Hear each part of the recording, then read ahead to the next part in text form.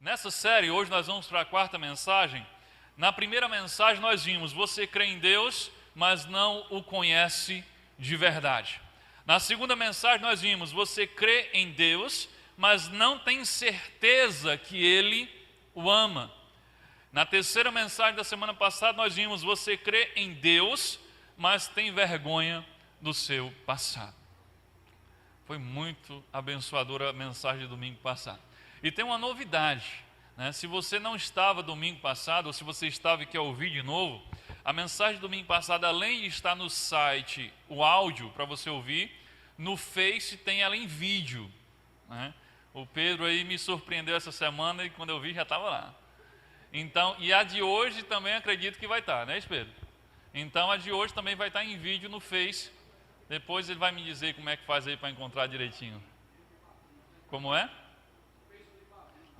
No Face da Ibavim, certo. Sou meio dinossauro, mas é isso aí. Sei que vai estar lá, em nome de Jesus. Então, você pode também compartilhar com outras pessoas. Você deve compartilhar com outras pessoas. Ok, como eu falo sempre em todo o início dessa mensagem, quando o assunto é fé em Deus, as pessoas elas podem ser classificadas em três grupos. Primeiro grupo são os ateus. E quem são os ateus? São aqueles que afirmam que não creem na existência de Deus. Eles acham que tudo é obra do acaso, tudo é acidente. Então, o Criador, a mente inteligente por trás de tudo não existe. Esses são os ateus. O segundo grupo são os cristãos ateus, que são aqueles que, ao contrário dos ateus, afirmam que creem em Deus.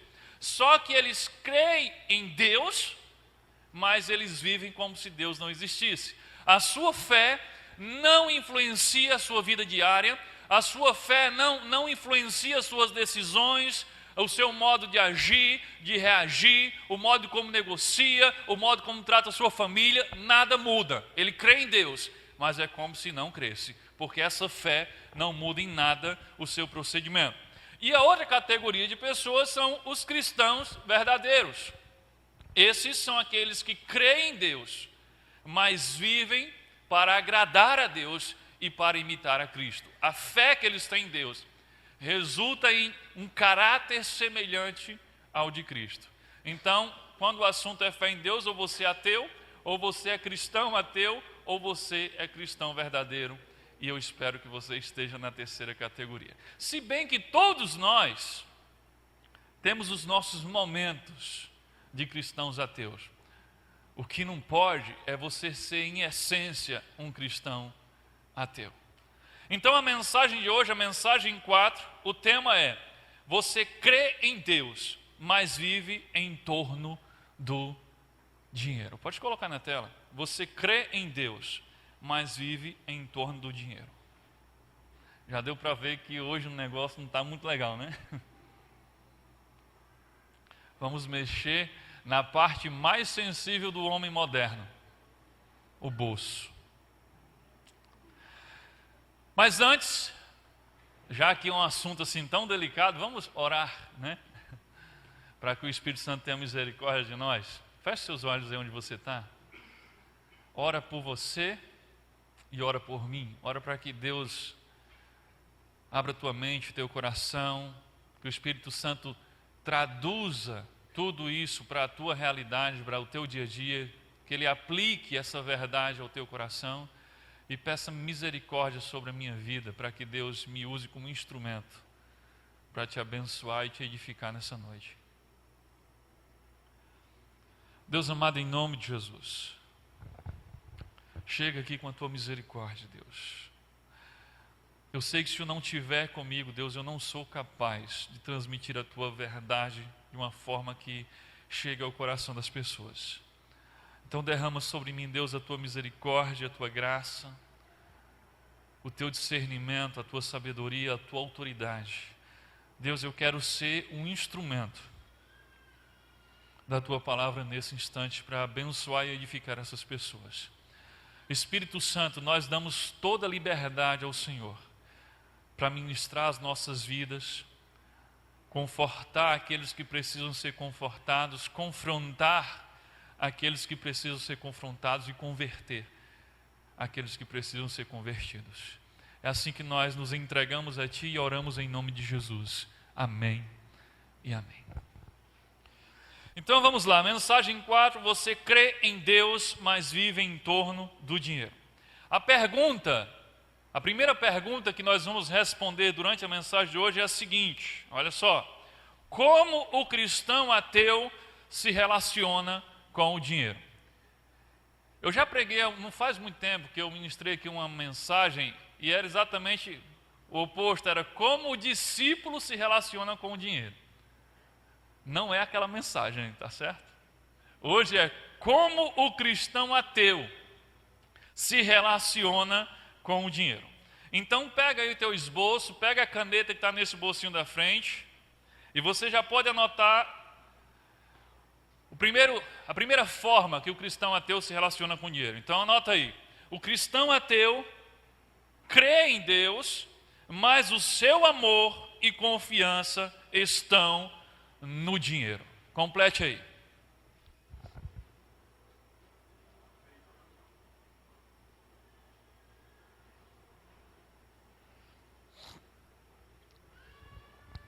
Você sentiu algum tipo de emoção diferente quando visualizou aquelas notas? O cristão ateu crê em Deus, mas o seu amor e confiança estão no dinheiro. O cristão ateu, nesse caso, que é aquele que confia no dinheiro e ama o dinheiro, ele respira dinheiro. É como se ele tivesse na frente de cada um dos olhos dele 2 cifrões reluzentes. Ele é obcecado pelo dinheiro. As batidas cardíacas ele não faz bum, bum, não faz tiling, tiling, o barulho de moeda. Porque ele é obcecado por dinheiro. Mas tem um grande problema. Ele não reconhece isso. Com a mesma força com que ele corre atrás de dinheiro, com a mesma força com que ele se apega ao dinheiro, ele também nega que o ama. Talvez esse seja o grande problema desse pecado. Porque é um pecado muito difícil de ser reconhecido. Se você vai lá e comete adultério, não tem como negar para você mesmo. Você pode negar para os outros, mas para você não. Você sabe o que fez. Você vai lá e inventa uma mentira, não tem como negar para você mesmo que você não inventou a mentira. Mas quando você é amante do dinheiro, você morre negando que é amante do dinheiro. Você inventa um monte de desculpas, mas você não admite isso. A nossa relação com o dinheiro, ela é determinante para a nossa saúde espiritual e até determinante para a nossa salvação. Verdade. Porque Jesus disse que o dinheiro não é apenas um pedaço de papel. Jesus disse que o dinheiro, ele pode ser um Deus concorrente do verdadeiro Deus. Você lembra disso? Mateus capítulo 6, versículo 24. Ninguém pode servir a 2 senhores, porque o há de aborrecer-se de um e amar o outro, ou se devotará a um e desprezará o outro. Aí você pensa que ele está falando de 2 pessoas. Aí o que é que ele diz? Não podeis servir a Deus e às riquezas. Observe que Jesus coloca as riquezas, o dinheiro, os bens, no mesmo patamar de um Deus falso, que pode tomar o lugar do Deus vivo. Então a forma como nós nos relacionamos com o dinheiro, ele pode ser determinante até para a salvação. Porque se você põe a sua confiança, a sua esperança no dinheiro, você deixou de colocar em Deus. Jesus está dizendo, você não pode ser cristão verdadeiro e amante do dinheiro ao mesmo tempo. Então se você ama o dinheiro e vive para servir o dinheiro, então infelizmente você tem vivido como um cristão ateu. É muito sério a questão do dinheiro. A Bíblia fala mais sobre finanças e dinheiro do que sobre céu e inferno, para você ter ideia. Aí a gente meio que criou uma cultura que na igreja ninguém fala disso. Isso é uma outra estratégia do diabo para fazer a gente permanecer num pecado tão sério. Olha só, o apóstolo Paulo, ele nos dá a entender que existe uma coisa mais poderosa e mais perigosa para a nossa alma do que o próprio diabo. Adivinha o que é? O dinheiro. Veja o que é que Paulo diz a respeito do dinheiro. A respeito do diabo.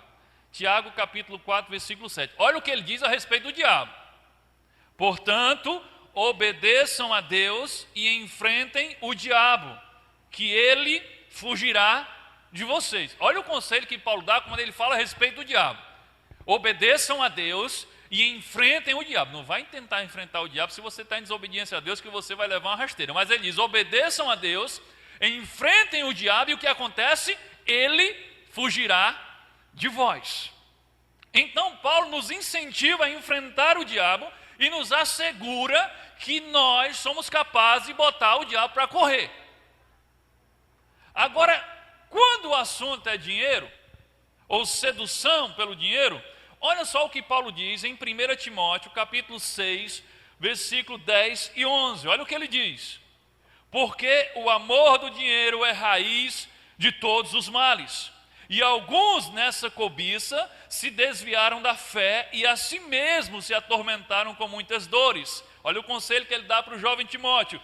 Tu, porém, ó homem de Deus, foge dessas coisas, antes segue a justiça, a piedade, a fé, o amor, a constância e a mansidão. Compreendeu? Quando Paulo estava falando a respeito do diabo, ele diz, olha, enfrentem o diabo e ele vai fugir de vocês. Vocês têm condições de botar o diabo para correr. Agora, quando ele fala do dinheiro, ele diz, pernas para que te quero. Foge, sai de perto, não tenta enfrentar não, foge. Foge da sedução do dinheiro. O que Paulo está dizendo aqui é que nós somos incapazes de resistir aos encantos do dinheiro. Incapazes. Ele diz, não enfrente não, fuja. Fuja dos encantos que o dinheiro provoca. Então, é melhor a gente não ficar flertando muito com o dinheiro ou com as riquezas, porque elas vão acabar conquistando o seu coração.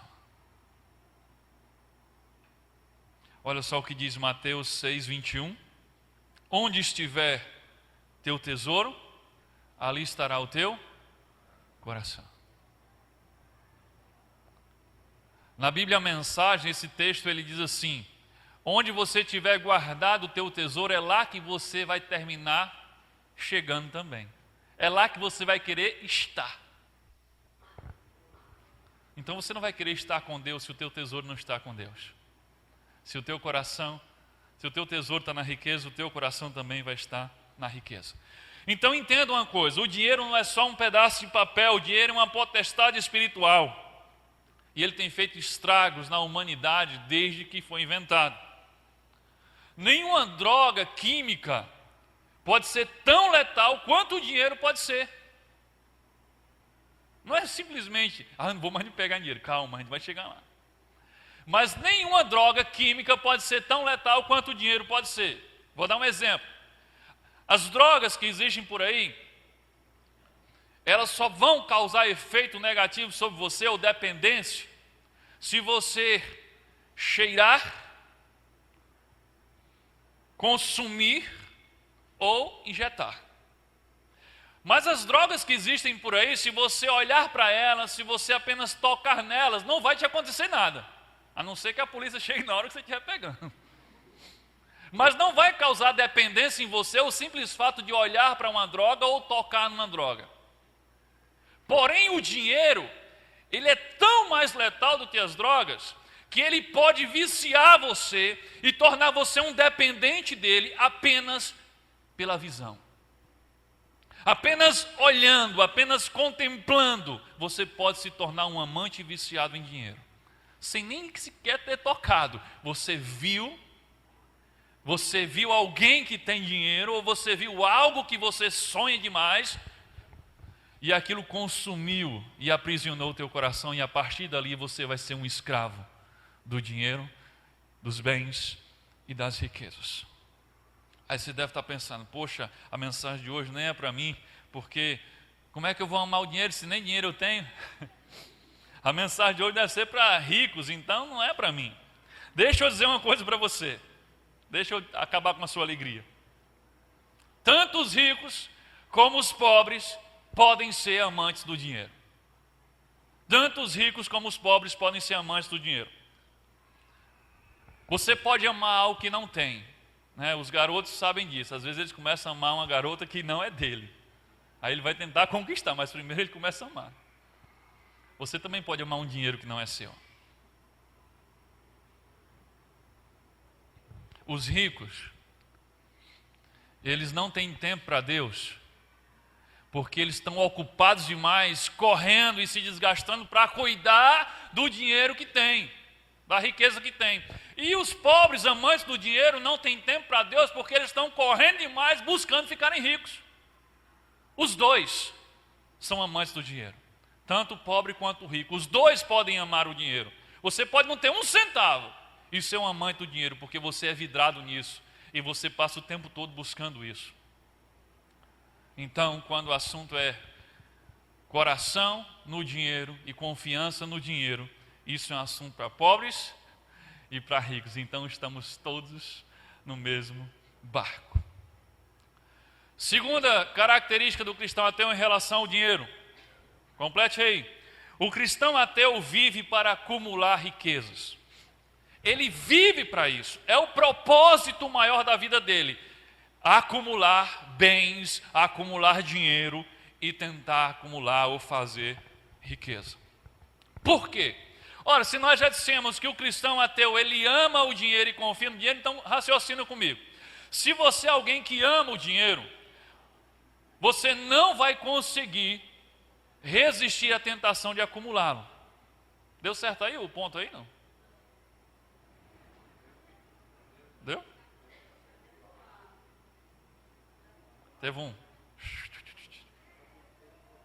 Mas deu certo agora? O cristão ateu vive para acumular riquezas. Então, se você é alguém que ama o dinheiro, você não consegue resistir à tentação de acumular. Se você é alguém que confia no dinheiro, você não vai conseguir vencer o medo de não acumular. Porque se você confia no dinheiro, você não consegue ficar sem acumular, porque e se eu não tiver dinheiro, o que vai ser de mim? Então aquele que ama e confia no dinheiro, ele vai querer a todo custo acumular. Agora cuidado, não confunda acumular com economizar. Nós não estamos dizendo aqui que o cristão verdadeiro ele tem que estourar o salário dele assim que ele recebe. Não, porque não pode acumular. Não confunda acumular com economizar. Olha só. Economizar é ser sábio para com os recursos que Deus te deu. Economizar é guardar algum dinheiro com um propósito específico. Então eu vou guardar uma certa quantia porque eu tenho um propósito. E o propósito é pagar a educação dos meus filhos, comprar a minha casa própria, comprar um transporte. Então eu vou economizar para um fim e quando eu comprar o fim eu não preciso mais estar preocupado em juntar dinheiro. Então isso é economizar. É ser sábio para com os recursos que Deus te deu. Não é pecado. O acumular é diferente, é simplesmente reter. Acumular é quando você gosta mais do dinheiro do que aquilo que ele pode proporcionar. É você continuar guardando, mesmo quando os teus alvos já foram alcançados. O teu alvo se torna guardar mais dinheiro.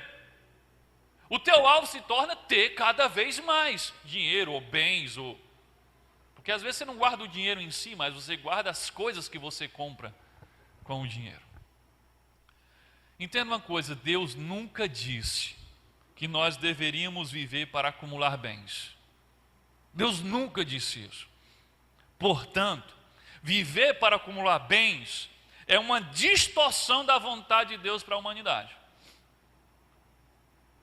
Pessoas que vivem para acumular bens, elas estão distorcendo a vontade de Deus, porque nunca foi vontade de Deus que nós vivêssemos para acumular coisas.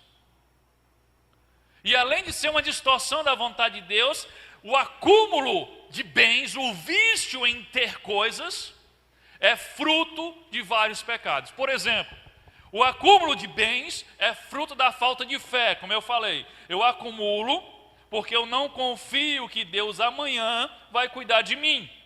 O acúmulo de bens é fruto da insegurança quanto ao meu valor. Eu acumulo porque eu acredito que quando eu tiver mais dinheiro, eu vou ser mais importante. Então vem lá atrás, eu não sei o quanto Deus me ama, eu não sei o meu valor, então eu preciso acumular.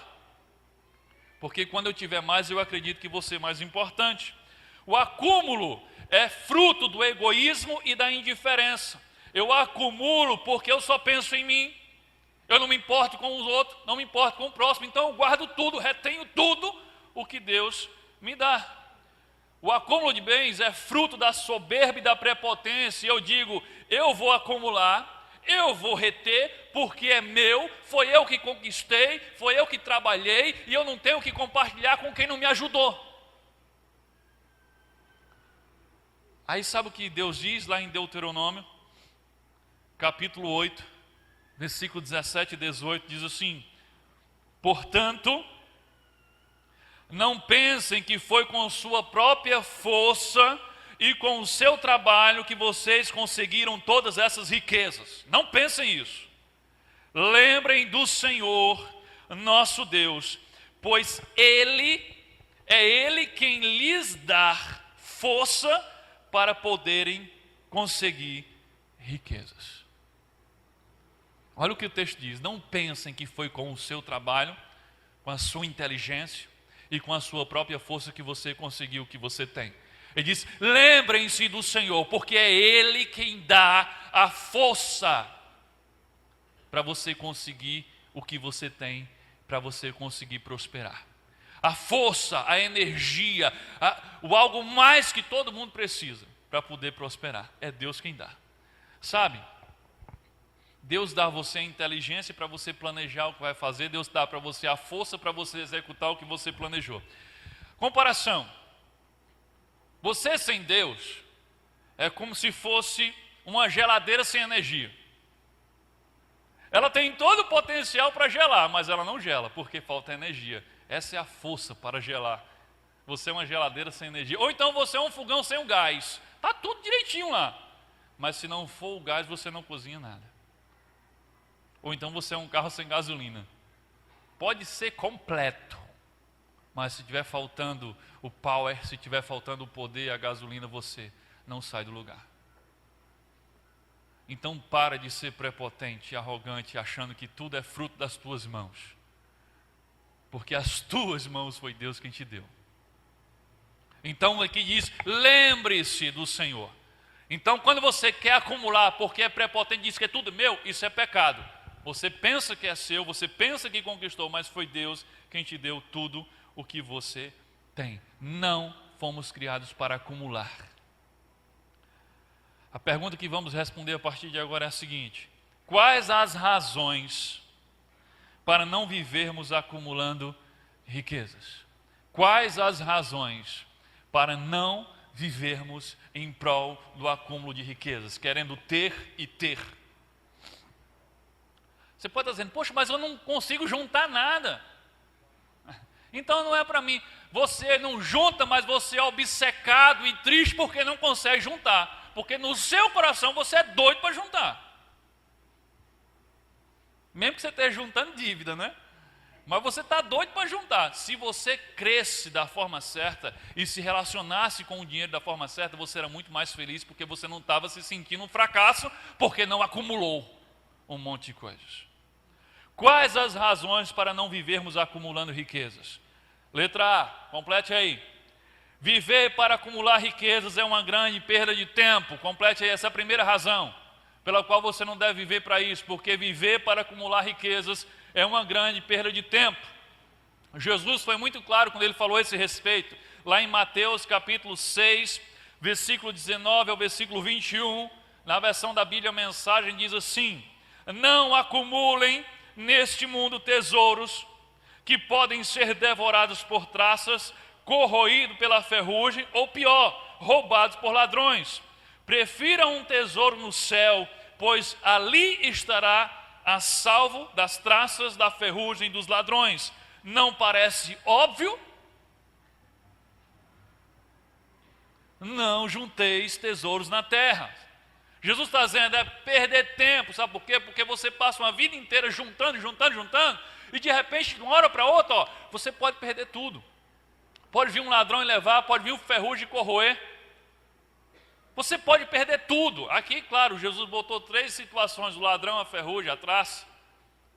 Mas pode vir um incêndio, pode vir uma catástrofe, pode vir um ladrão, pode vir uma enfermidade, pode vir qualquer coisa de uma hora para outra. Você pode dormir com os recursos de uma vida inteira que você juntou e você pode acordar sem nada. É isso que Jesus está dizendo. Não perde o teu tempo investindo em algo tão frágil que qualquer um pode tirar de você. E aí ele completa ainda, lá em Lucas 12, versículo 16 ao 21, olha só, esse texto você deve conhecer bem, do rico insensato, olha só. Então, lhes contou essa parábola, Jesus contando uma parábola para ilustrar uma verdade. A terra de certo homem rico produziu muito bem. Observe que quem produziu foi a terra. E quem é que faz a terra produzir? É o homem rico? Não, é Deus quem faz. Ele pode até plantar, mas quem dá a produção é Deus. Então a terra de um homem rico produziu muito bem. Ele pensou consigo mesmo: o que vou fazer? Não tenho onde armazenar a minha colheita. Então disse: já sei o que vou fazer. Vou derrubar os meus celeiros e construir outros maiores, e ali guardarei toda a minha safra e todos os meus bens. O texto continua: e direi a mim mesmo: você tem grande quantidade de bens armazenados para muitos anos. Descanse, coma, beba e alegre-se. Contudo, Deus lhe disse: insensato, em outras versões é louco, esta mesma noite a sua vida lhe será exigida ou lhe será tirada. Então, quem ficará com o que você preparou?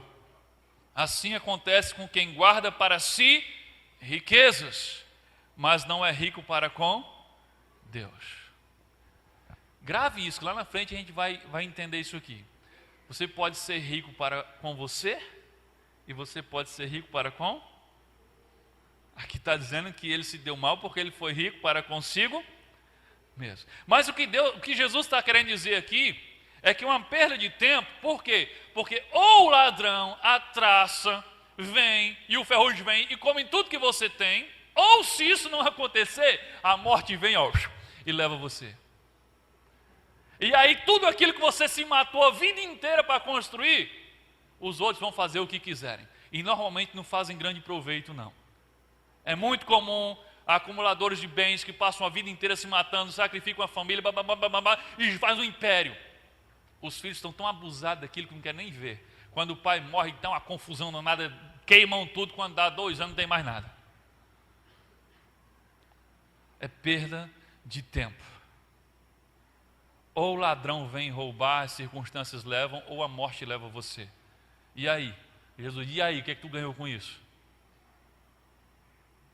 Perda de tempo. Nessa parábola que nós lemos agora, do rico insensato, Jesus está ensinando que aquele homem, ele não entendeu a razão pela qual Deus fez a sua terra prosperar ainda mais. Quando a terra prosperou demais e ele olhou para os celeiros e não cabiam mais, o que ele pensou? E agora o que eu faço? Já sei, vou armazenar em celeiros maiores. Não entendeu nada. Ele não entendeu nada. Jesus deixa claro que a prosperidade foi dada a ele não para torná-lo mais rico, e sim para torná-lo mais generoso.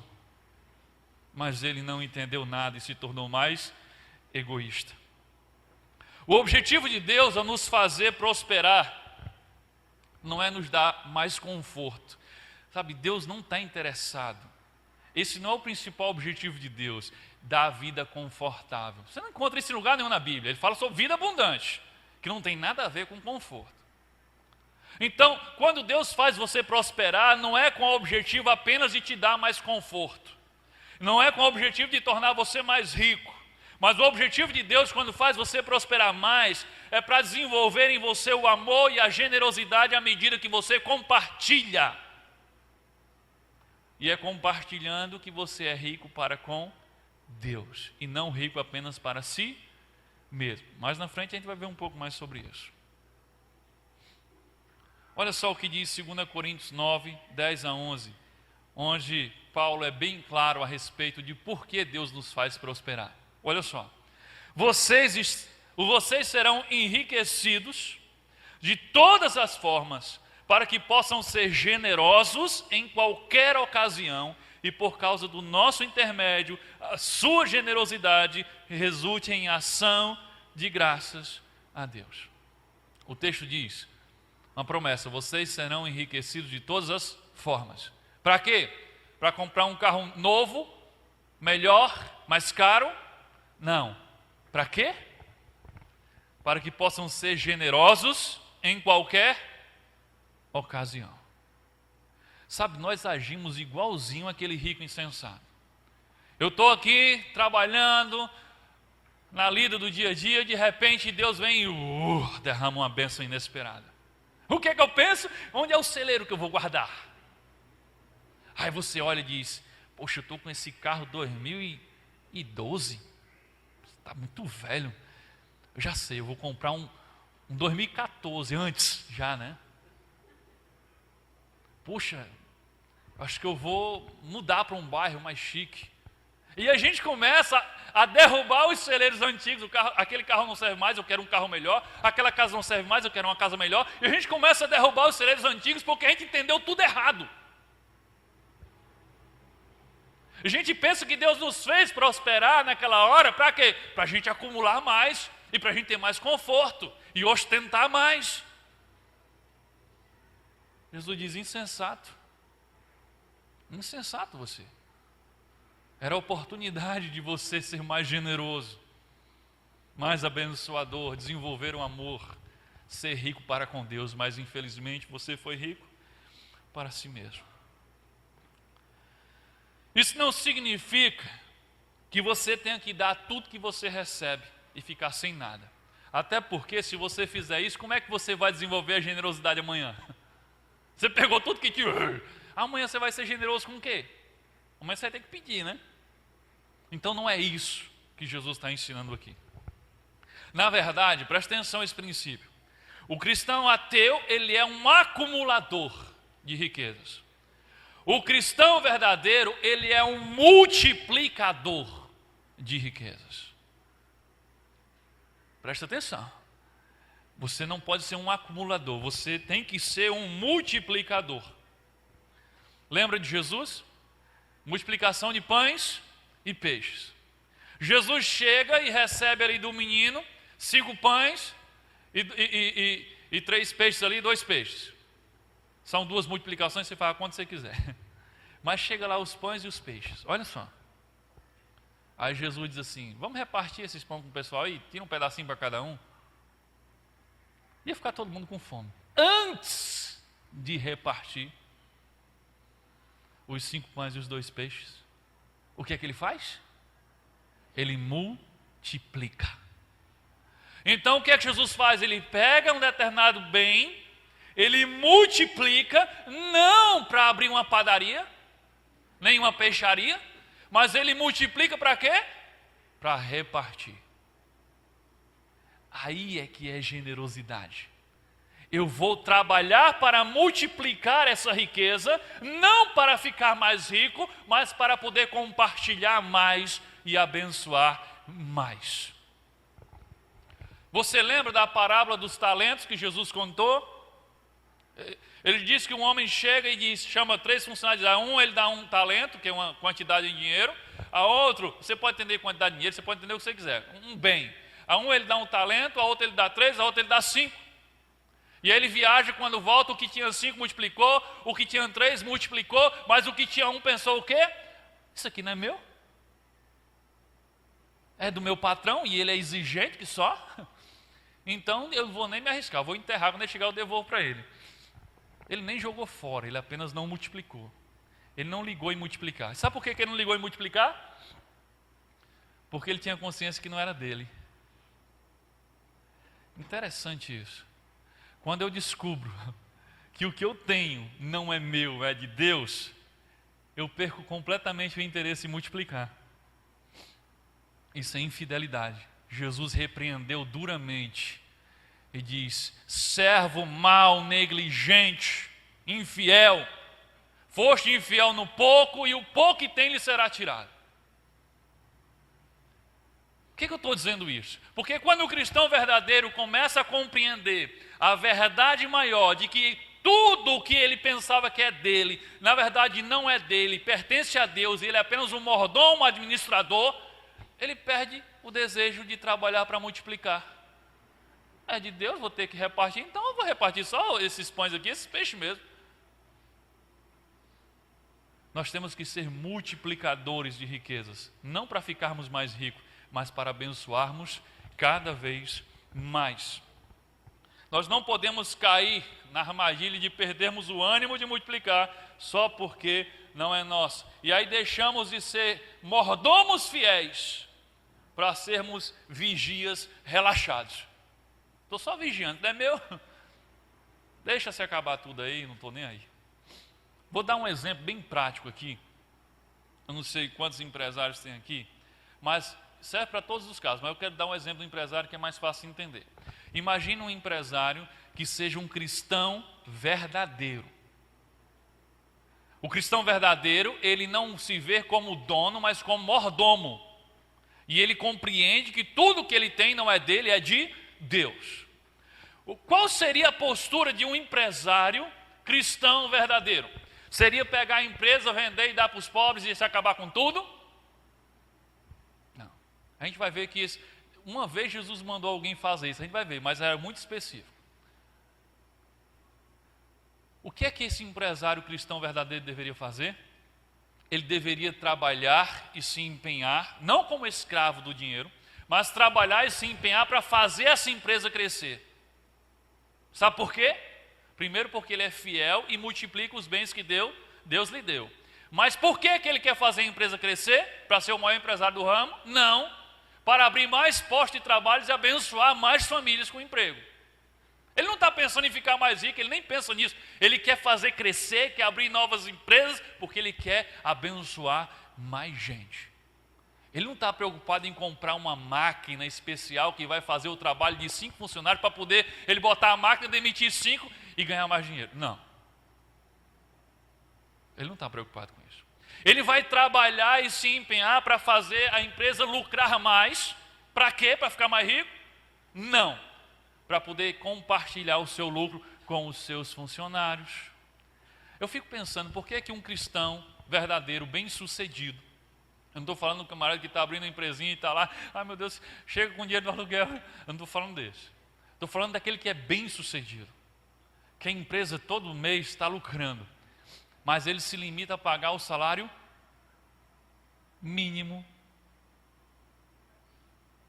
Por que ele não compartilha com aqueles que estão ajudando ele a prosperar? Porque ele está administrando não com a visão de mordomo, mas com a visão de dono. Eu tenho que aumentar os meus ganhos para eu ficar mais rico. Sabe, é disso que a gente está falando nessa série. O camarada é cristão e é empresário, mas lá na empresa dele ele administra igual os ateus. Que diferença faz? Então ele deveria se empenhar para fazer crescer, para abençoar mais gente, ele deveria se empenhar para lucrar mais, para poder compartilhar com mais gente, investir em pessoas que precisam, investir no reino de Deus. Ele tem que investir em coisas que ele possa levar para o céu. Pessoas e investir no reino. Ele não tem que ser um relaxado porque não é dele. Ele também não vai ser um escravo porque ele sabe que é um mordomo, um administrador fiel. E ele vai se empenhar para multiplicar. Jesus multiplicou para repartir. Aí é generosidade. Eu vou me empenhar para multiplicar. Não para mim, mas para repartir. Isso não significa que o cristão verdadeiro não desfrutará dos frutos do seu trabalho. A Bíblia diz que para o mordomo tem direito a uma parte, uma porção. Olha só, Eclesiastes capítulo 5, versículo 19.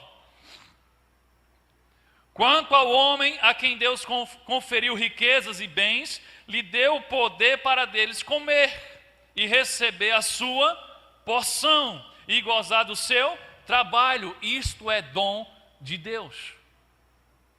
Aqui está dizendo que aquele a quem Deus deu riquezas e bens, ele deu o direito que ele tenha a sua porção.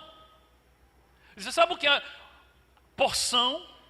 É como se você pegasse um bolo e você vai dividir ele em vários pedaços. E um pedaço é uma porção. Não é a metade a minha porção e a outra são várias porções. Porção é você divide um todo em partes e uma parte em uma porção. Você tem a sua porção, você tem os seus privilégios. Você tem a sua bênção por ter sido veículo ou instrumento de Deus para aquilo. Mas esse é o objetivo.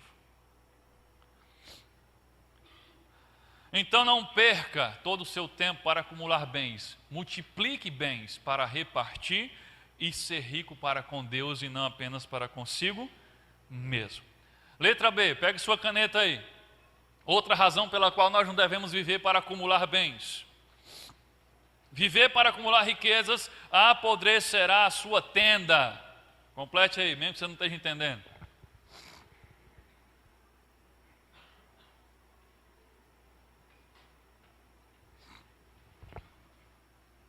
Viver para acumular riquezas apodrecerá a sua tenda.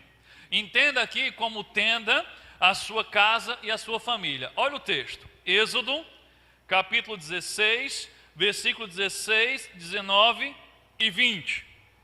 O povo aqui está no deserto, estava com fome e Deus inventou uma forma de alimentar o povo, era derramando o pão do céu que chamava de maná. Olha só o que acontece. Esta é a ordem que ele deu. Cada um de vocês deverá juntar o que for necessário para comer. O pão caía e ficava lá no chão mesmo. Não é um pão francês. Você imagina um monte de pão francês caindo? Não é. É como se fosse um trigo, uma coisa, né? Caiu como chuva. Um pão francês caindo lá de cima, bater na cabeça de um já era. Então vamos lá. Mas era do mesmo dia, então era molinho, né? Mas vamos lá. Esta é a ordem que ele deu. Cada um de vocês deverá juntar o que for necessário para comer, de acordo com o número de pessoas que haver na família. 2 litros por pessoa. Então Moisés lhe disse: ninguém deverá guardar nada para o dia seguinte. Para aí. Deus está ensinando um propósito aqui.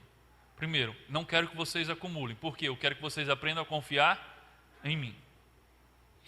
Mas olha só, aquilo é uma ocasião, não é que você não pode guardar o suficiente para almoçar amanhã. Aqui Deus está ensinando um princípio para aquele povo. O texto continua o texto aí. Mas alguns não obedeceram a ordem de Moisés e guardaram uma parte daquele alimento.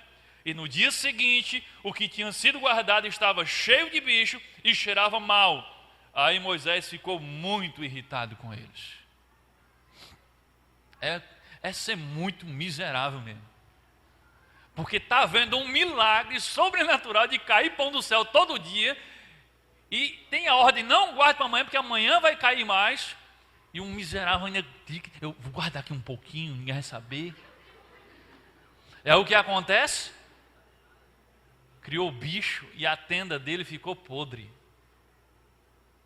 Sabe, vamos aplicar isso nos dias de hoje. Pessoas que vivem para acumular bens e riquezas e dinheiro, eles vão apodrecer a sua tenda, ou seja, eles vão apodrecer a sua família, o seu lar, a sua casa. Vou dar alguns exemplos. Os filhos dos acumuladores de bens, ou seja, os filhos daqueles que vivem obcecados por acumular bens, eles podem ter tudo na vida, menos uma coisa muito importante: os seus pais. Eles têm um Xbox. Olha, PlayStation 4, mas ele não tem o pai, porque o pai sai ainda quando ele está dormindo e chega quando ele já está dormindo, porque ele está vidrado em acumular coisas. A esposa de um homem que vive apenas para acumular bens, ela pode ter uma casa chique, mas ela não tem o que é mais importante, ela não tem um marido, porque ele anda obcecado por acumular bens. E o próprio acumulador de bens, ele pode ter tudo menos paz, satisfação, porque o dinheiro não traz, e também não tem uma família feliz que o ama. Ele não entende, o povo ingrato, eu dou tudo, e eles continuam reclamando, eles querem tudo, não, eles só querem você. E aí você destrói a sua família. E no final da vida, para quem foi? A desculpa é, não, eu estou fazendo tudo isso pelo futuro dos meus filhos. Depois cresce tudo revoltado. Por quê? Porque você não estava presente. Desculpa, mentira. Era por você mesmo que você fazia. Você ama o dinheiro. Então, essa é uma forte razão para você não dedicar a sua vida em acumular bens. Você vai destruir a sua casa, apodrecer a sua tenda. Letra C, anota aí no seu esboço. Outra razão forte. Viver para acumular riquezas o impedirá de andar com Jesus. Viver para acumular riquezas o impedirá de andar com Jesus. Essa é uma forte razão. Aquele que vive para acumular riquezas e aquele que já conseguiu acumular riquezas, ele tem uma agenda muito cheia para ter tempo de andar com Jesus. Mateus capítulo 19, versículo 21 e 24 diz, Jesus conversando com um jovem rico, Jesus respondeu, vá, ele chega e diz, o que é preciso para herdar a vida eterna, Aí Jesus diz, vá, vende tudo o que tens e dê o dinheiro aos pobres, e assim você terá riquezas no céu, de novo, lá ou cá, onde é que você tem riquezas? Depois venha e me siga. Quando o moço ouviu isso, foi embora triste, pois era muito rico. Jesus então disse aos discípulos, eu afirmo a você que isto é verdade, é muito difícil um rico entrar no reino do céu. Digo ainda que é mais fácil um rico... É um camelo, né? É mais fácil um camelo... Não. É mais difícil. Está vendo? O camelo passou correndo e me confundiu. É mais difícil um rico entrar no reino de Deus do que um camelo passar pelo fundo de uma agulha. Você tem memorizado o texto em outra versão, aí você vai no automático. Mas olha só, esse é um dos textos que, se nós pudéssemos, nós apagávamos da Bíblia. Primeiro essa história de vai e vende tudo que tem, dá aos pobres e vem me segue, vou fingir que não ouvimos. E aí, para completar, ele diz, porque Jesus usou uma linguagem bonita para dizer assim, é impossível um rico entrar no reino dos céus. Ele está dizendo que é, primeiro ele disse que é muito difícil, depois assim, é mais fácil você pegar um camelo e botar esse camelo no fundo de uma agulha, do que um rico entrar no reino. Ele está dizendo que é mais difícil o rico entrar lá do que você conseguir botar um camelo no fundo da agulha. Aí vem os racionais, não, mas camelo que a Bíblia fala, não é um camelo mesmo. Camelo é uma corda grossa de amarrar navios. Ou então, não, camelo era uma fenda que existia lá em Jerusalém, entre uma rocha e outra, e o camelo não conseguia passar. Para com isso, não tem base bíblica para dizer isso, é camelo mesmo. Jesus olhava para um lado de um camelo, olhava para o outro de um camelo. O que Jesus está dizendo é que é impossível um rico entrar no reino dos céus. Nós gostaríamos que ele não tivesse dito isso, mas ele disse. E aí? Primeiro, antes de eu falar do camelo, né? Olha só, vai e vende tudo que tens, depois dá aos pobres, vem e segue. Isso aqui a gente tem que entender o seguinte, existe um princípio aqui. Hoje em dia, Deus ainda faz isso com algumas pessoas. Deus vai lá e diz, ó, dá tudo aí. E depois Deus vai lá e faz outra bênção na vida dele. Mas olha só, o princípio aqui é o seguinte, Jesus estava aqui fisicamente. Então, quando Jesus dizia para alguém, vem e me segue, não dava para seguir em oração, não dava para seguir ficando em casa. Pedro teve que largar o barco, teve que largar a rede e seguir. Como é que aquele homem, cheio de propriedades para administrar, para cuidar, com funcionários, ia conseguir viajar com Jesus por 3 anos? Era impossível. Então, meu amigo, você quer vida eterna, você tem que andar comigo. Então faz o seguinte, vendo tudo aí, vamos. É como se aquele jovem tivesse com um saco de cimento nas costas e dissesse, Jesus, o que é que eu faço para andar com você? Ele disse, é mais fácil você tirar esse saco de cimento. Deixa aí, dá para alguém, vamos andar. Não, não posso largar meu saco de cimento. Se fosse nos dias de hoje, fatalmente, Jesus diria, porque hoje Jesus é espírito, né? Apenas espírito, né? Então ele está em todo lugar. Hoje você segue Jesus, você precisou sair de casa para seguir Jesus. Você teve que se mudar de uma cidade para outra para seguir Jesus? Você tem que estar andando? Não, você segue Jesus. Hoje o que é seguir a Jesus? É viver para imitá-lo e agradar a Deus. Hoje, o princípio que a gente pode extrair é: administre os seus bens para a glória de Deus. Tire o seu coração dos seus bens, haja como mordomo e não como dono, e use tudo que você tem para a glória de Deus, para repartir com quem precisa e para investir no reino de Deus.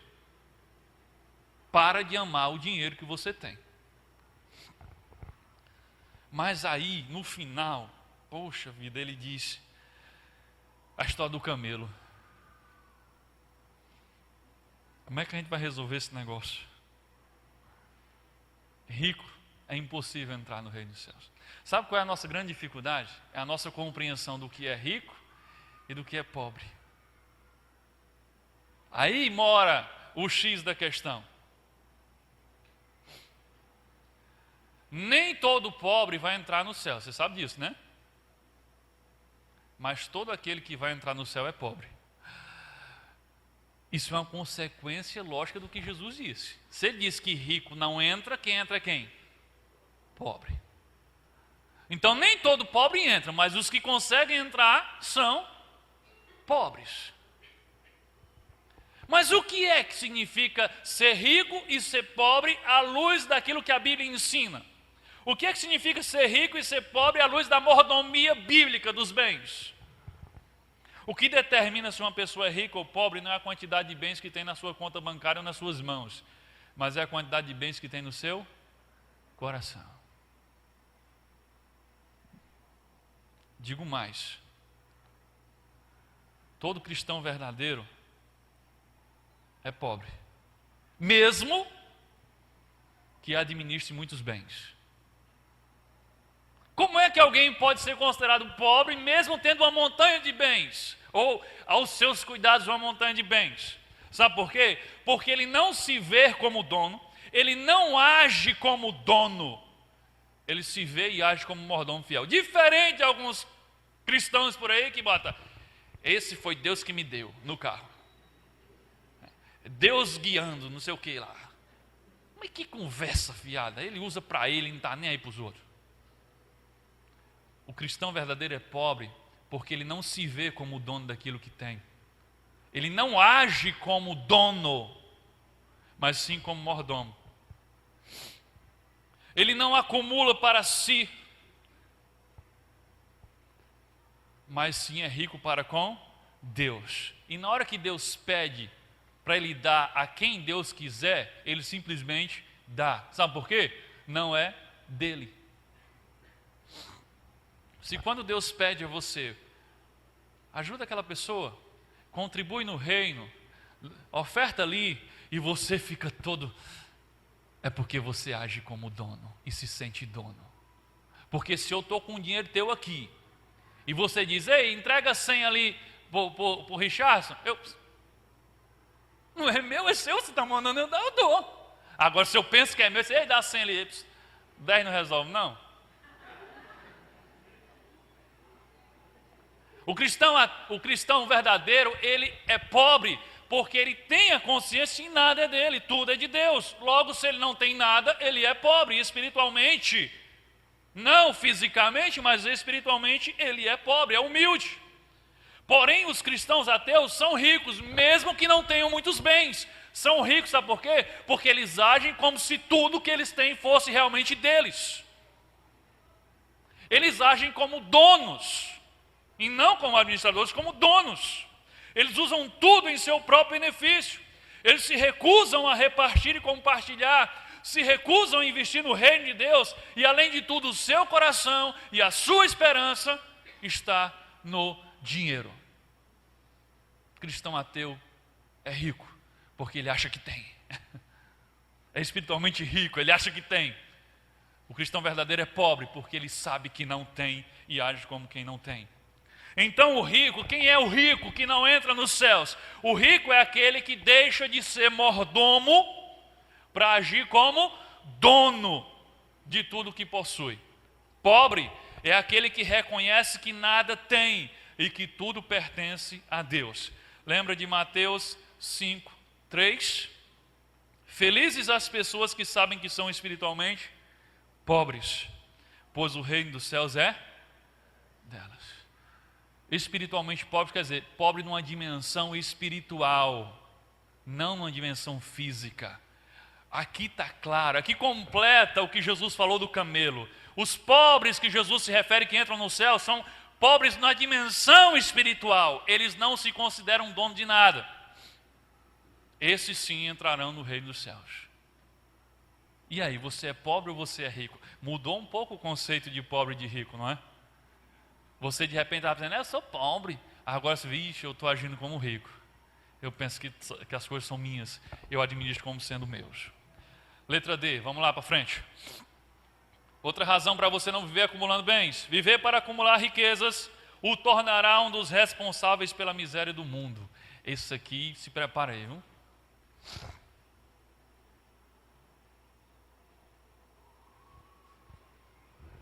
Essa foto aí foi na Somália, 1992. Interessante que eu não sabia que era na Somália, mas às vezes eu acho que Deus ainda vai mandar eu para a Somália fazer alguma coisa lá. Quando eu vejo Somália, dá um aperto no meu coração. Mas vamos lá. Viver para acumular riquezas o tornará um dos responsáveis pela miséria do mundo. Como é que é isso? Primeiro, vamos relembrar um texto que a gente já leu hoje. 1 Timóteo 6,10, só o início. Porque o amor do dinheiro é a raiz de todos os... Presta atenção. O amor ao dinheiro é a causa ou a raiz de todos, não é de alguns, de todos os males. E um desses males que é causado pelo amor ao dinheiro que as pessoas têm é a miséria que o mundo está. Aí, o cristãozinho ateu, eu não acredito em Deus.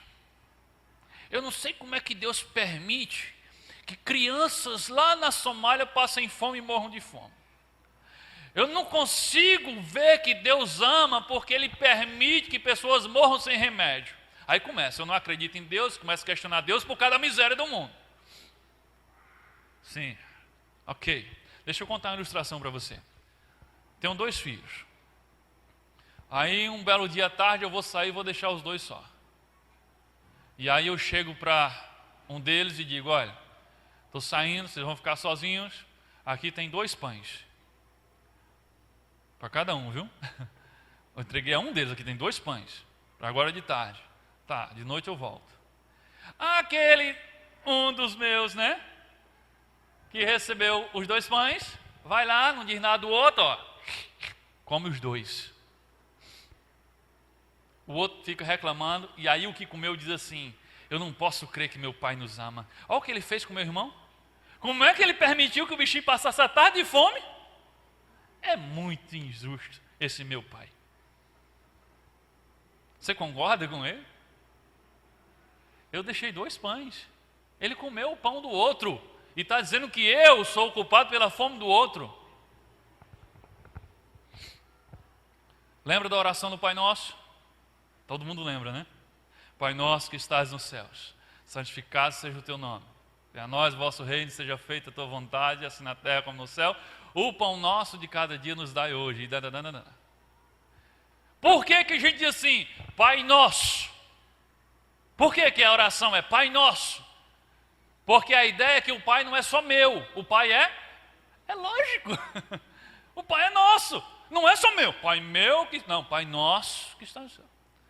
E por que será que ele ensinou a dizer o pão nosso? Sabe por quê? Porque o pão não é só meu. O pão nosso de cada dia dai-nos hoje. Ele ensinou, desde a oração do Pai Nosso, que o pão também é nosso e não somente meu. Sabe qual é a verdade aqui? É que Deus tem provido todos os dias o suficiente para toda a humanidade. Se você fizer a conta, toda hora passa uma reportagem de desperdício de alimentos no mundo. Inclusive no Brasil, O SESI tem um programa aí que está tentando reaproveitar. Mas as pesquisas dizem que só com o alimento que é desperdiçado, que nós jogamos fora, daria para alimentar o povo que está passando fome. Me diga, se Deus não derrama sobre a terra todo dia o pão nosso, se a gente juntar todos os frutos que a terra produz e todos os lucros que a economia gera, era mais do que suficiente para não existir miséria nesse mundo. Mas qual o problema? Tem irmão que está comendo o pão do outro, o dele e o do outro. Tem irmão que está estocando o pão que era do outro, ele está estocando, está acumulando. E pior, tem irmão que está jogando fora o pão que era do outro. Porque ele acha que é dele. Ele esqueceu que o pão é nosso e não meu. Quem foi que loteou a terra? Quem foi que saiu dizendo isso aqui? Deus derramou o pão nosso sobre o povo. Aí o povo foi cada um pegando mais do que devia. A verdade é que Deus tem nos dado o pão nosso de cada dia. Nós é que comemos o pão do outro. E aí dizemos, o culpado é o pai. Ah, não posso crer que Deus nos ama, Ele é o culpado de toda a miséria. Não. Culpados somos nós, amantes do dinheiro, acumuladores de riquezas, que retemos aquilo que era para compartilharmos, porque não entendemos que é nosso e não apenas meu. A verdade é que se os cristãos, basta só os cristãos, não precisa budista, não precisa ateu, não precisa hinduísta, não. Só os cristãos, se os cristãos do mundo se relacionassem com o dinheiro da forma que Jesus ensinou, não haveria miséria no mundo. Ponto. Então, quando você é um amante do dinheiro, quando você é um acumulador de dinheiro, você torna-se um agente contribuidor para a miséria do mundo. Então, para de dizer que a culpa é do pai. A culpa são dos filhos que comem o pão dos irmãos. Para concluir, mas não é assim tão rapidinho não, certo? É a parte final. Olha só, complete aí. Como igreja de Jesus, nós precisamos tratar o pecado da avareza com seriedade. Completa aí.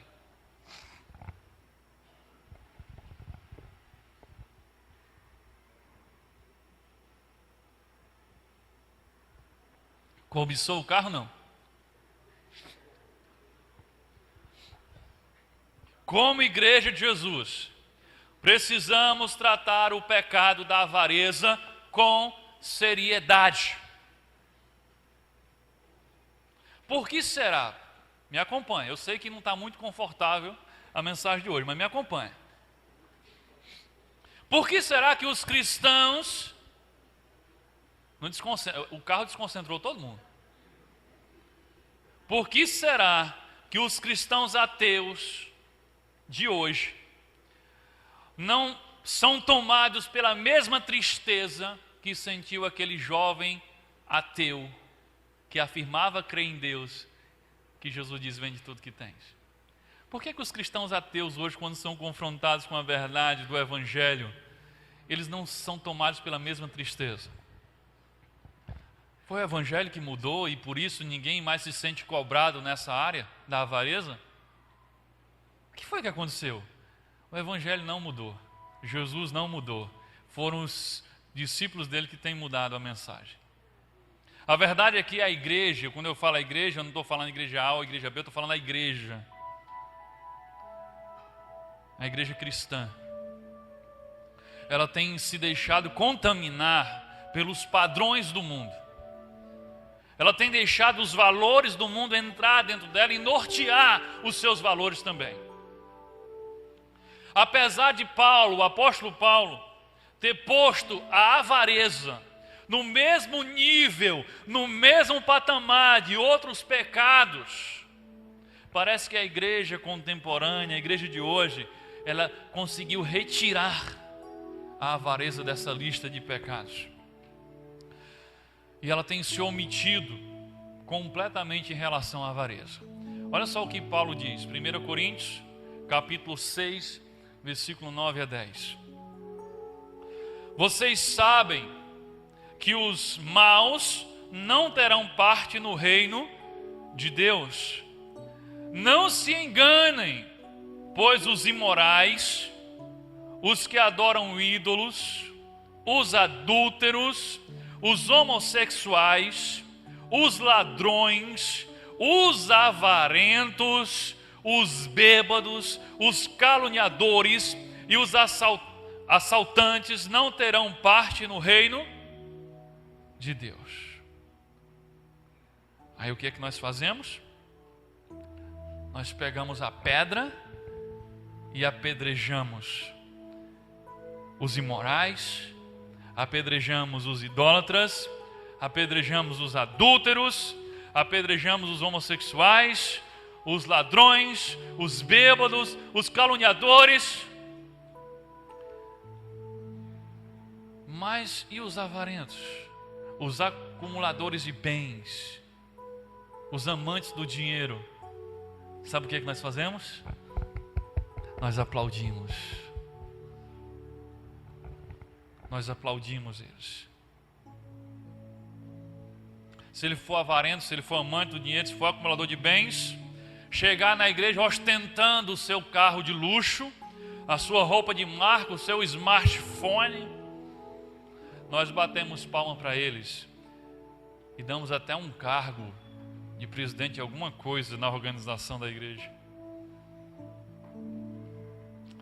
Sabe, nós não só nos omitimos quanto ao pecado da avareza, como a igreja cristã contemporânea, ela tem estimulado isso. A igreja cristã contemporânea, em parte, ela criou até uma doutrina, uma teologia, para incentivar essa prática dentro da igreja. E sabe qual é o nome dessa teologia? Teologia da... Vocês sabem, né? Teologia da prosperidade. O que é que a teologia da prosperidade faz? Ela incentiva você a reter. Ela incentiva você a acumular. E quanto mais você acumular, mais símbolo de abençoado você é. E aí os cultos parecem uma reunião da Herbalife. Antes de entrar para esse negócio, eu andava num Fusquinha. Agora eu estou andando numa Pajero.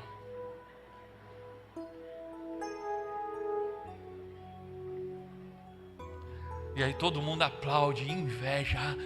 E aí o acúmulo de riquezas, a ostentação e a vaidade vira um símbolo de que Deus é fiel. Inverteu tudo. Não foi nada disso que Jesus falou. Jesus nunca mandou que os seus seguidores acumulassem bens para provar que Deus é fiel. Pelo contrário, nos textos que lemos, Paulo diz o quê? Ele faz que vocês prosperem e enriqueçam em todas as formas para serem generosos de todas as formas, para que através da generosidade de vocês, as pessoas glorifiquem a Deus. A ideia de Cristo é que as pessoas vão glorificar a Deus, não nos vendo ostentando e acumulando bens, mas vendo a generosidade que Deus opera em nós. É isso que Jesus falou. Nós precisamos tratar a avareza com muito mais seriedade. Nessa tal doutrina da prosperidade, as pessoas veem Deus apenas como aquele que tem a obrigação de ajudá-los a adquirir mais bens. É isso. Na teologia da prosperidade, Deus é apenas um servo dos seus discípulos. E Ele tem a obrigação de fazê-los prosperar e enriquecerem. Porque é isso que eles querem e é isso que eles exigem de Deus. Eu decreto, eu determino, e ai de Deus se não enriquecer eles. Isso é uma distorção completa. Nós, igreja de Jesus, nós temos que tratar isso com seriedade. Mas se a igreja contemporânea ela tem fingido que não vê a avareza, até porque a sua liderança também vive nisso, olha o que Jesus disse a respeito disso. Mateus capítulo 25, versículo 41 ao 45. Olha só. Depois ele dirá: aos que estiverem à sua esquerda. Isso aqui é o juízo final, Jesus falando como vai ser. Antes disso aqui, Jesus fala que chega o pessoal e diz: ah, Senhor, Senhor, não sei o que, nós fizemos isso para o Senhor, nós expulsamos demônio, não, babá. Aí Jesus chega aqui e diz: depois ele dirá aos que estiverem à sua esquerda: afastem-se de mim, vocês que estão debaixo da maldição de Deus. Vão para o fogo eterno, preparado para o diabo e seus anjos, pois eu estava com fome e vocês não me deram comida. Estava com sede e não me deram água. Era estrangeiro e não me receberam em sua casa. Estava sem roupa e não me vestiram. Estavam doente e na cadeia e vocês não cuidaram de mim. O que Jesus está dizendo aqui é que a condenação partiu de que eles não compartilhavam o que Deus tinha dado a eles. Eles não compartilhavam sua comida, eles não compartilhavam sua bebida, eles não compartilhavam suas vestes, eles não compartilhavam a sua casa, eles não compartilhavam o seu tempo. O texto continua, próximo aí. Então eles perguntarão: Senhor, quando foi que vimos o Senhor com fome e com sede, ou como estrangeiro, ou sem roupa, ou doente, ou na cadeia, e não ajudamos? O rei responderá: eu afirmo a vocês que isto é verdade. Todas as vezes que vocês deixaram de ajudar uma dessas pessoas mais humildes, foi a mim que deixaram de ajudar. Todas as vezes que você deixou de compartilhar com alguém aquilo que Deus tinha te dado, Ele está dizendo: foi comigo que você deixou de compartilhar. Você não pode ser cristão verdadeiro e ser um acumulador de bens ao mesmo tempo. Você não pode ser um cristão verdadeiro e ser alguém que ama o dinheiro a ponto de não reparti-lo. A verdade, e verdade dói, é que se Jesus chegasse hoje fisicamente e chegasse para nós e dissesse: ei, vende tudo que você tem, dá para os pobres e vamos andar comigo aí pelo Brasil afora, muita gente ia ficar pelo caminho. É fácil você deixar quase nada, mas aqueles que têm acumulado teriam muita dificuldade. Mas como ele não está fisicamente, as pessoas podem fingir que seguem, continuam ouvindo a igreja. Sabe, naquele tempo não tinha como fingir, ou segue ou não segue. Jesus foi embora e o jovem rico ficou. Hoje, os jovens ricos podem fingir que seguem. Vou ficar por aqui, legal, música boa. Daqui a pouco o pastor fala um negócio que eu não gosto muito, mas dá para aguentar. Dá para fingir. Para você, para os outros, mas para Deus não. Para finalizar, agora sim para finalizar, eu quero compartilhar com vocês o testemunho de um homem que se enveredou pelo caminho do acúmulo de bens. Homem esse que cristãos usam como argumento para dizer: eu também posso juntar. Sabe por quê? Porque Salomão foi o mais rico que o mundo já viu. Já viu isso? As pessoas dizem que podem acumular porque afinal de contas a Bíblia tem Salomão, e Salomão foi muito rico, então eu posso ficar rico também. O fato da Bíblia registrar que Salomão acumulou riquezas para si não significa que Deus aprovava aquilo. Se você não se lembra, quando foi que Salomão recebeu de Deus riquezas? Quando ele chegou para Deus humildemente e disse: Senhor, só uma coisa te peço, dai-me sabedoria para eu poder cuidar bem do teu povo. Olha qual era a motivação do coração dele quando pedia algo a Deus: sabedoria para mim não, para eu poder cuidar bem do teu povo. Aí Deus disse: poxa, Salomão, como você me pede algo tão grandioso e que não é para você, então além disso vou te dar riqueza, vou te dar isso e aquilo outro. A razão pela qual Deus deu riqueza a Salomão foi a mesma razão pela qual ele deu sabedoria a Salomão. Só que a sabedoria ele deu para o povo, mas a riqueza ele reteu para si. Mas ele pagou um preço alto. Olha o testemunho dele. Eclesiastes capítulo 2, a partir do versículo 3. Escutem. O sábio Salomão, depois de quebrar a cara, ele está dizendo isso aqui. Procurei ainda descobrir qual a melhor maneira de viver. E então resolvi me alegrar com vinho e me divertir. Pensei que talvez fosse a melhor coisa que uma pessoa pode fazer durante a sua curta vida na terra. Realizei grandes coisas, construí casas para mim e fiz plantações de uvas. Plantei jardins e pomares com todos os tipos de árvores frutíferas. Ele não queria ter uma garrafa de vinho, ele tinha um vinhedo todo. Ele não tinha uma casa, ele tinha casas para si. Continua o texto. Também construí açudes para regar as plantações. Comprei muitos escravos e além desses tive outros nascidos na minha casa.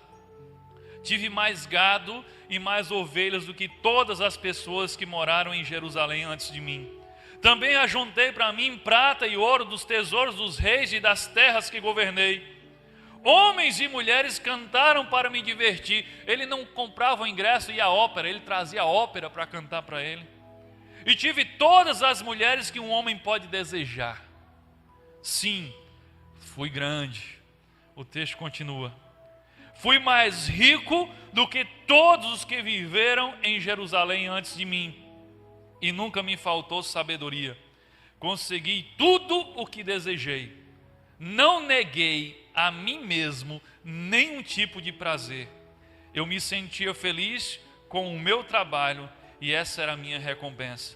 Mas quando pensei em todas as coisas que havia feito e no trabalho que tinha tido para conseguir fazê-las, compreendi que tudo aquilo era ilusão. Não tinha nenhum proveito. Era como se estivesse correndo atrás do vento. E aí, você ainda quer imitar Salomão? Será que você tem que desperdiçar todo o teu tempo, desperdiçar toda a tua energia, ferir as pessoas que estão próximas de você, para tentar acumular coisas e conseguindo ou não, chegar no final da vida e perceber que você correu atrás do vento? Lembra, nunca foi propósito de Deus que nós vivêssemos para acumular riquezas. Você tem que ser um multiplicador daquilo que Deus te dá. Mas não para ser mais rico, mas para ser mais generoso. Para finalizar, em vez de imitar Salomão, vamos obedecer o que Paulo diz. 1 Timóteo, capítulo 6, versículo 18.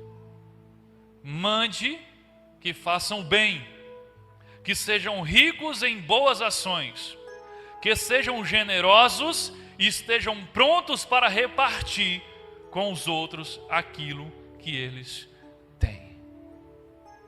Amém? Que Deus os abençoe.